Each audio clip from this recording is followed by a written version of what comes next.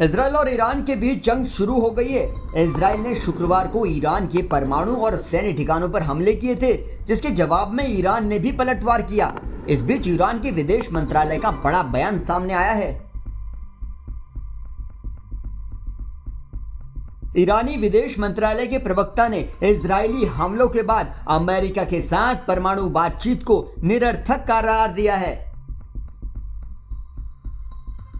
ईरानी विदेश मंत्रालय के प्रवक्ता इस्माइल बाघई के इस बयान के बाद अब दोनों देशों के बीच रविवार को ओमान में होने वाली बातचीत पर संदेह के बादल मंडराने लगे हैं। ईरान में इजराइल के ताबड़तोड़ हमलों के बाद तेहरान शनिवार को यह ऐलान भी कर चुका है कि उसके परमाणु कार्यक्रम पर अब अमेरिका के साथ कोई भी बातचीत करने का अर्थ नहीं रह गया है। ईरानी विदेश मंत्रालय ने तो वॉशिंगटन पर इजरायली हमलों में मिली भगत का आरोप भी लगाया है।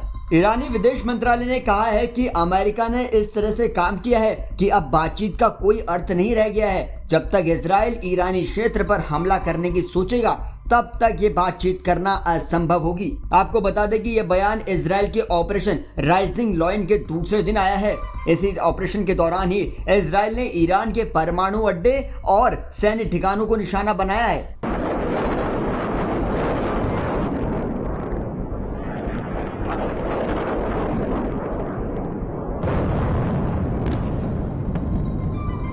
दरअसल इजराइल ने शुक्रवार सुबह 5:30 बजे ईरान के परमाणु ठिकानों और मिलिट्री स्टेशंस को निशाना बनाया था। जवाब में ईरान ने दोपहर में 100 से ज्यादा ड्रोन दागे थे। इजराइल ने सभी ड्रोन मार गिराए थे। इजरायली हमले में अब तक ईरान के 6 परमाणु वैज्ञानिक और 20 से ज्यादा मिलिट्री कमांडर समेत 78 लोग मारे गए हैं और वहीं घायलों का आंकड़ा भी 350 के पार पहुंच गया है। जवाब में ईरान ने भी रात भर में इजराइल पर दर्जनों मिसाइलें दागी हैं। द टाइम्स ऑफ इजराइल के मुताबिक अब तक ईरान ने इजराइल पर 2 बार में लगभग 150 बैलिस्टिक मिसाइलें दागी हैं। इनमें से 6 मिसाइलें इजराइल की राजधानी तेल अवीव में ही गिरी हैं, जिसमें एक महिला की मौत और 60 से ज्यादा लोगों के घायल होने की खबर है। यहां तक कि ईरान ने इजरायली रक्षा मंत्रालय को भी निशाना बनाने का दावा किया है।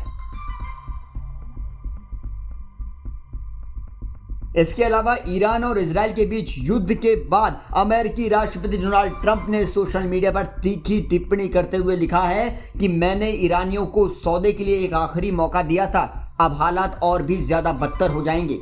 उन्होंने चेतावनी देते हुए लिखा, अगर तेहरान परमाणु समझौते पर सहमत नहीं होता है तो आगे उस पर हमले और बढ़ना लाजमी होगा।